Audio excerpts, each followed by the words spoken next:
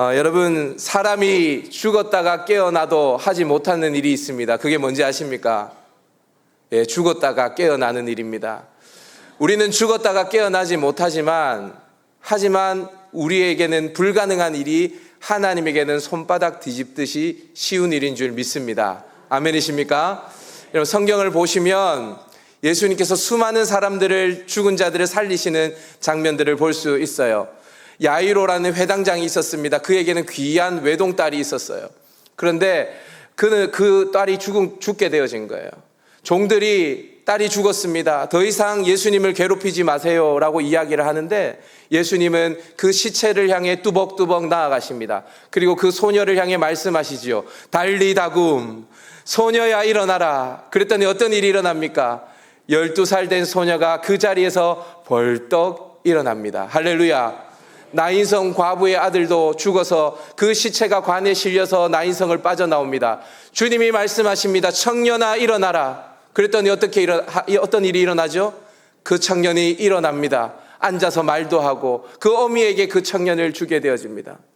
이뿐만이 아닙니다. 썩은 냄새가 나는, 사흘이나 되어져서 시체의 냄새가 나는 그 무덤을 향해서 나사로야 나오라 했더니 어떤 일이 일어나죠? 예, 그 시체가 수족을 배로 동인 채로 말이에요. 꽁꽁 묶인 채로, 얼굴에도 배 헝겊이 덮인 채로, 그렇게 해서 강시가 뛰어나오듯이 꽁충꽁충 뛰어서 무덤에서 나오는 것입니다. 사랑하는 여러분, 예수님은 나는 부활이요 생명이니 나를 믿는 자는 죽어도 살겠고 무릇 살아서 나를 믿는 자는 영원히 죽지 않는다 말씀하셨습니다. 할렐루야. 우리에게는 죽어다가 깨어난 일이 어려운 일이고 불가능한 일이지만 우리 주님은 부활의 주님인 줄 믿습니다. 아멘이십니까? 여러분들이 아멘을 하셨지만 여러분 정말 예수님의 부활을 믿으십니까? 지식적인 동의 말고요. 여러분, 그 부활이 오늘 여러분들의 심장을 두근거리게 만들고 그 부활이 오늘 하루를 살아가는 이유가 되게 만들고 있냐 이 말입니다. 만약에 우리에게 이 부활 신앙이 없으면요, 우리는 예수님을 믿는 기쁨을 누리지 못합니다. 제대로 예수님을 믿는 것이 아니에요. 여러분, 사도신경을 아시죠? 우리가 예수님을 믿는다는 것은 사도신경의 내용을 믿는 것과 똑같은 것이거든요. 거기 보면 어떤 말씀이 있습니까? 장사한 지 사흘 만에 죽은 자 가운데서 다시 살아나시며. 예수님의 부활을 믿어요, 안 믿어요? 믿습니다. 이것뿐만이 아니에요. 죄를 사하여 주시는 것과 몸이 다시 사는 것과 영원히 사는 것을 믿습니다. 여러분, 몸이 다시 사는 것과 영원히 사는 것, 누가 다시 산다는 말입니까? 우리가 다시 산다는 것입니다. 예수님의 부활뿐만이 아니라 내가 부활한다는 것을 믿는 거예요, 안 믿는 거예요? 믿는 거예요. 여러분, 이 부활 신앙을 가져야 구원 얻는 신앙을 가질 수 있어요. 여러분, 제 말이 아닙니다. 로마서 10장 9절을 우리 다 같이 한번 읽어볼까요? 로마서 10장 9절입니다. 시작. 내가 만일 내 입으로 예수를 주로 시인하며 또 하나님께서 그를 죽은 자 가운데서 다시 살리신 것을 내 마음에 믿으면 구원을 받으리라. 아멘. 여러분 보세요. 내 입으로 예수를 주로 시인할 뿐만 아니라 우리가 뭘 믿어야 됩니까? 하나님께서 그를 죽은 자 가운데서 다시 살리신 것을 내 마음에 믿어야 구원을 받는 것입니다. 할렐루야. 근데 여러분, 교회 다니시는 분들 중에 많은 분들이 이 부활을 믿지 않습니다. 그냥 지식적으로 동의를 하고 말아요. 예수님이 십자가에 달려 죽으신 것도 믿고 심지어는 하나님께서 이 세상을 창조한 것을 믿는데 부활을 믿지 않는 성도들이 얼마나 많은지 모릅니다. 아니면 부활은 어차피 죽고 난 이후에 일어난 일이기 때문에 관심이 없어요, 부활에 대해서. 그냥 예수님 부활하셨지, 부활절에 계란 하나 툭 까먹고 말면 끝이에요. 아니에요, 여러분. 부활은 그런 것이 아닙니다. 부활은 우리의 신앙에 있어서 굉장히 중요한 일이에요. 근데 여러분, 고린도 교회 성도들 가운데서도 부활을 믿지 않은 사람들이 있었던 것 같아요. 그래서 12절을 한번 확인해 볼까요? 12절입니다. 시작. 그리스도께서 죽은 자 가운데서 다시 살아나셨다 전파되었거늘 너희 중에 어떤 사람들은 어찌하여 죽은 자 가운데서 부활이 없다 하느냐. 여러분 보세요. 고린도 교회 성도들 가운데 부활이 없다라고 말하는 사람들 있었어요, 없었어요? 있었습니다. 교회 밖의 사람이 아니에요. 교회 다니는 사람이에요. 소위 예수님을 믿는다라는 사람이에요. 그런데 부활을 믿지 않습니다.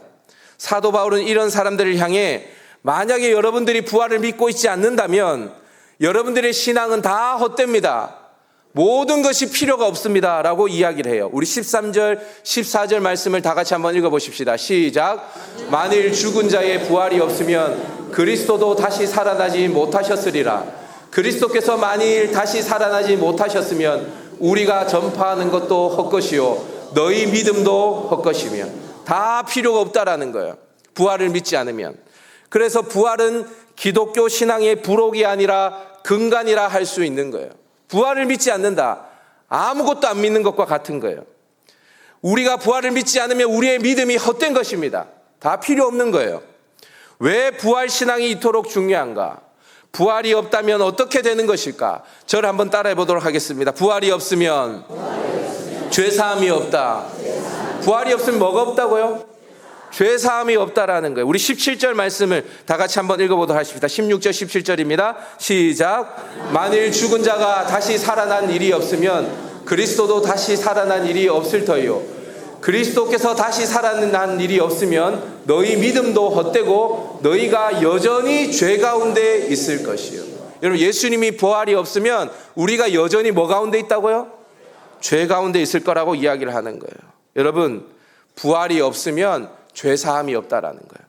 아, 목사님, 우리의 죄사함은 십자가를 통해서 이루어진 것이 아닙니까? 네, 맞습니다.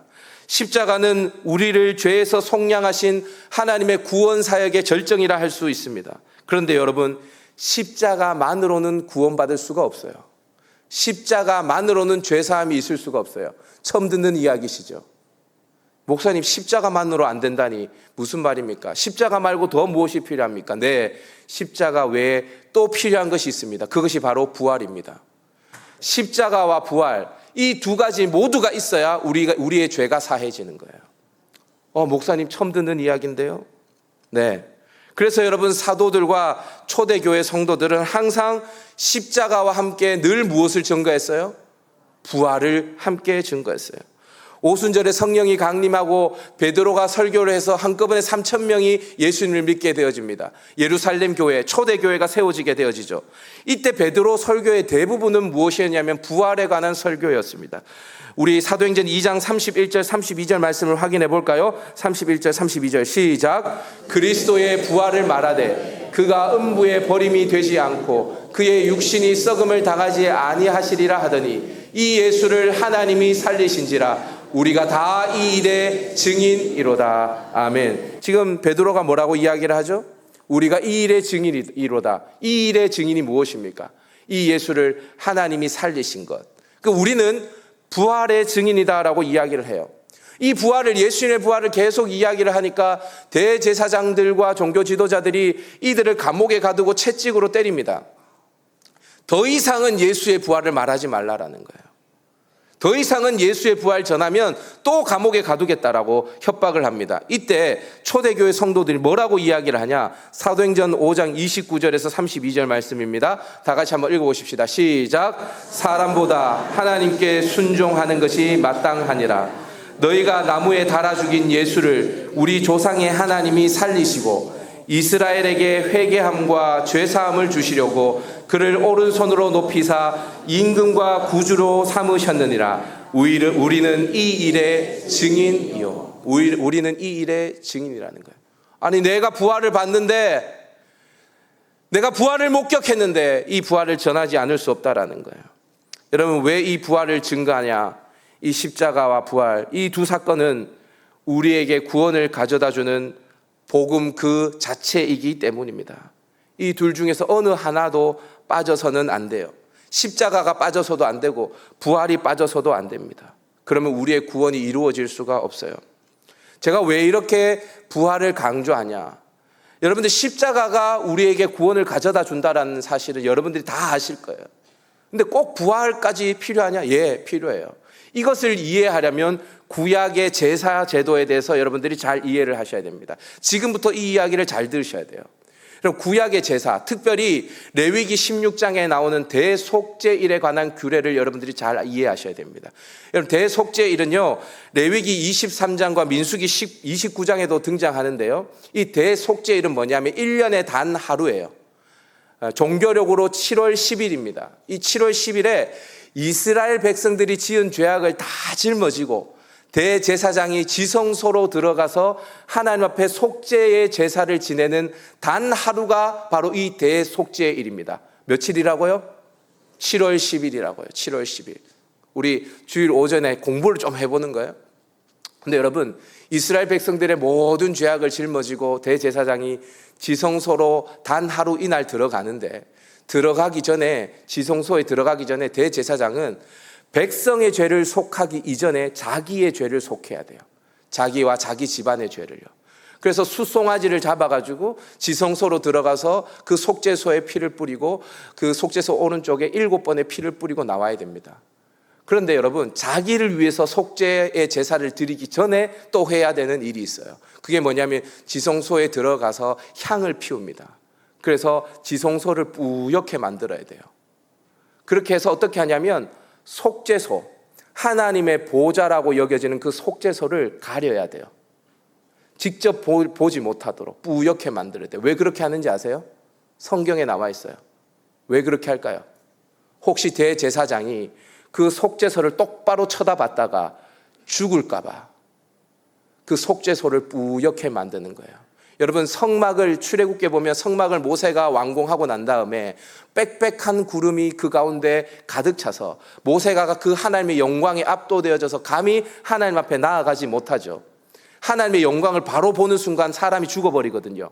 그러니까 향을 피워서 속죄소를 가리는 거예요. 그러니까 제일 먼저는 향을 피우기 위해서 지성소 안으로 들어가고, 두 번째는 자기의 죄를 속하기 위해서 지성소 안으로 들어가고, 세 번째는 이스라엘 백성의 죄를 속하기 위해서 염소의 피를 들고 지성소 안으로 들어갑니다. 이 대속죄일 날 지성소에 몇 번 들어가냐면 3번 들어가게 되어져요. 그러니까 여러분, 한 번 들어간다고 이야기하는 목사님들은 틀린 거예요.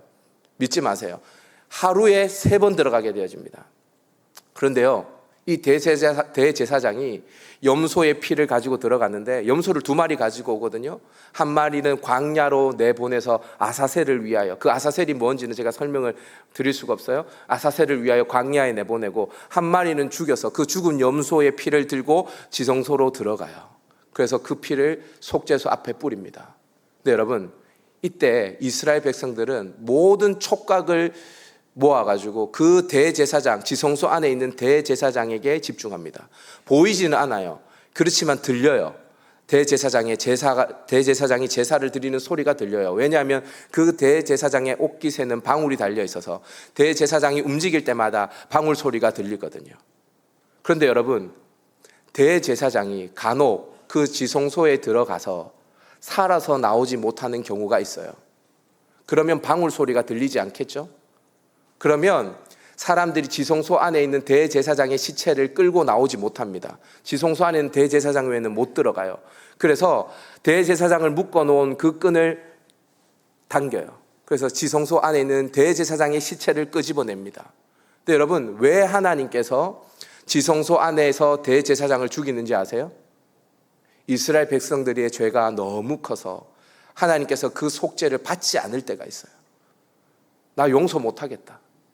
또는 이 순염소를 가지고 하나님 앞에 제사를 드렸는데 이 제물의 값어치가 너희들의 죄에 비해서는 턱없이 부족해서 이 피로는 내가 너희들의 죄를 사해 줄 수 없다라고 할 때는 대제사장이 거기서 죽는 거예요. 이해되십니까? 여러분, 죽었다는 말은 뭐냐면 아직 이스라엘 백성들의 죄가 사해지지 않았다는 뜻이에요. 여러분, 예수님은요, 우리의 대제사장이 되셔서 우리의 죄를 속하기 위해서 십자가에 달려 돌아가신 줄 믿습니다. 아멘이십니까? 예수님께서는 당신의 피를 담으셔서 지성소 깊은 곳으로 나아가서 자신의 피를 하나님 앞에 드린 거예요. 따라서 예수님은 대제사장이면서 동시에 속죄의 제물이 되셨어요. 예수님께서는 지성소에 들어가서 당신의 피로 제사를 드렸어요. 그런데 예수님이 죽고 거기에서 끝이 나면 어떤 일이 일어나냐? 우리의 죄가 아직 사해지지 않았다는 뜻이에요. 이해되십니까? 대제사장이 그 안에 들어갔다가 반드시 살아서 나와야 돼요. 아멘이십니까? 예수님이 십자가에 달려 돌아가셨을 때 어떤 일이 일어났습니까? 성소의 휘장이 위로부터 아래까지 찢어지게 되어집니다. 맞습니까? 하나님과 우리의 막힌 담이 뚫려지게 된 거예요. 우리가 하나님 앞에 나아갈 수 있는 길이 열렸어요. 근데 여러분, 이것으로 되지 않습니다. 대제사장이 반드시 살아서 나와야 되는 거예요. 여러분, 이것이 무엇이냐면 부활이에요. 부활. 할렐루야. 예수님이 십자가에 달려 돌아가시고 우리의 모든 죄를 사해 주셨지만 동시에 부활하셔서 그 대제사장이 지성소에서 나올 때 우리의 죄가 다 사해지는 것인 줄 믿습니다. 그래서 여러분, 부활 없이는 우리의 구원이 없는 거예요. 부활이 없으면 우리의 믿음도 헛되고 우리가 여전히 죄 가운데 있는 것입니다. 여러분, 우리의 인생에서 가장 무거운 짐이 뭐냐면 죄짐이에요. 죄의 결과는 사망이에요. 여러분, 죽음을 이고 사는 사람의 인생은 행복할 수가 없습니다. 죽음을 향해 달려가는 종착역에 여러분들, 그 기차에 여러분들이 아무리 특실해서 타서 호화스러운 생활을 한다 할지라도 여러분들 행복할 수 없어요. 그 끝에 죽음이 기다리고 있기 때문이에요. 그런데 여러분, 예수님이 자신의 피를 가지고 지성소로 들어가서 우리의 모든 죄를 담당하시고 다시 성소 밖으로 나오셨습니다. 부활의 첫 열매가 되셨습니다. 우리에게 생명을 주신 거예요. 예수님 부활, 나의 부활. 할렐루야. 그래서 여러분, 부활절은 단지 계란을 나눠 먹는 날이 아닙니다. 우리의 모든 죄가 사해진 날인 줄 믿습니다. 얼마나 행복해요, 여러분. 그래서 여러분, 제자들과 초대교회 성도들은 이 부활을 전하지 않을 수 없었습니다. 여러분, 이 감격을 회복할 수 있는 저와 여러분 될 수 있기를 바랍니다. 둘째로, 부활이 없으면 어떻게 될까? 저를 한번 따라해 보도록 하겠습니다. 부활이 없으면 생명이 없다. 부활이 없으면 죄 사함이 없을 뿐만 아니라 생명도 없어요. 우리 다 같이 21절 22절 말씀을 읽어보도록 하십시다. 시작. 사망이 한 사람으로 말미암았으니 죽은 자의 부활도 한 사람으로 말미암는도다. 아담 안에서 모든 사람이 죽은 것 같이 그리스도 안에서 모든 사람이 삶을 얻으리라. 여러분, 우리는 모두 아담 안에 있는 자예요. 아담 안에 있는 자. 아담이라는 울타리 안에 있는 자예요. 제가 장례식 가면 이 설교를 자주 하는데, 여러분, 성경이 이렇게 이야기하죠. 사망이 한 사람으로 말미암았으니. 무슨 말입니까? 아담 안에 있는 사람은 다 죽는다는 말입니다. 여러분, 여기에서 나는 안 죽습니다, 이런 사람 있습니까? 다 죽습니다. 여러분, 말기암 환자만 시한부 인생이 아니라 우리 다 시한부 인생이에요. 언제 죽을지 모르는 시한부 인생이에요. 우리는요, 바울에 의하면, 로마서에 바울이 말하는 것에 의하면 죄와 사망의 법의 다스림을 받는 사람입니다. 그래서 바울이 이야기하죠. 오호라, 나는 공고한 사람이로다. 이 사망의 몸에서 누가 나를 건져내랴. 여러분, 우리는 사망이 우리의 인생의 왕노릇하는 거예요. 사망에서 벗어날 수가 없어요. 우리는 죄를 가지고 태어나서 죄투성이로 살아가는 아담의 후손입니다. 아담 안에 있는 우리는 아담을 벗어날 길이 없어요. 필연적으로 죽음을 경험해야 됩니다. 아담 안에서 모든 사람이 죽는 것 같이 모든 사람이 죽는 거예요. 근데 여러분, 이 사망을 해결할 수 있는 방법은 단 하나밖에 없습니다. 그게 뭔지 아십니까? 죽는 거예요. 죽는 것입니다. 근데 여러분, 죽는다고 해서 생명이 우리에게 있는 건 아니에요. 아담 안에 있는 그 울타리를 통과해서 우리가 죽는다고 해서 우리에게 생명이 자연스럽게 생기는 것은 아닙니다. 맞죠? 그냥 죽는 것이죠. 근데 여러분, 하나님께서 이런 우리들에게, 절망스러운 우리에게 하나의 길을 열어주셨어요. 그게 뭐냐면, 하나님이 아담 안에 죄가 없는 한 분을 보내십니다. 그게 누군지 아세요? 그게 예수 그리스도예요. 여러분, 지금부터 잘 들으세요. 예수님은 하나님이시죠. 아멘이십니까?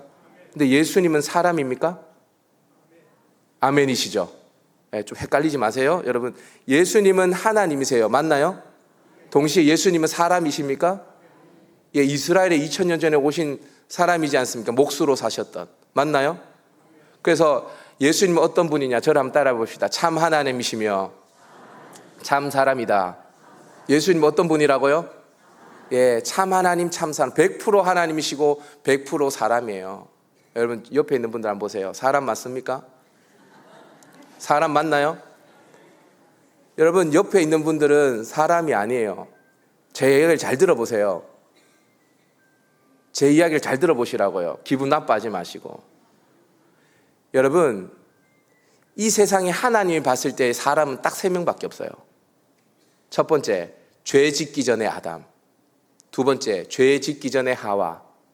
세 번째, 예수님. 이해되십니까? 여러분 하나님께서 여러분 좌우에 있는 분 다시 보라니까요. 그렇게 사람을 욕심 많게 안 만드셨어요. 하나님께서 사람을 그렇게 교만하게 안 만드셨어요. 하나님이 사람을 그렇게 음란하게 안 만드셨어요. 옆에 있는 분들 보면 주름도 있죠. 예? 그렇게 안 만드셨어요. 하나님은 사람을 완벽하게 만드셨어요. 하나님께서 아담이 선악과를 따먹고 난 다음에 뭐라고 말씀하시는지 아십니까? 하나님이 처음 뭐라고 말씀하시는지 아세요? 아담아 내가 어디 있느냐. 여러분 아담이란 뜻이 무슨 뜻인지 아십니까?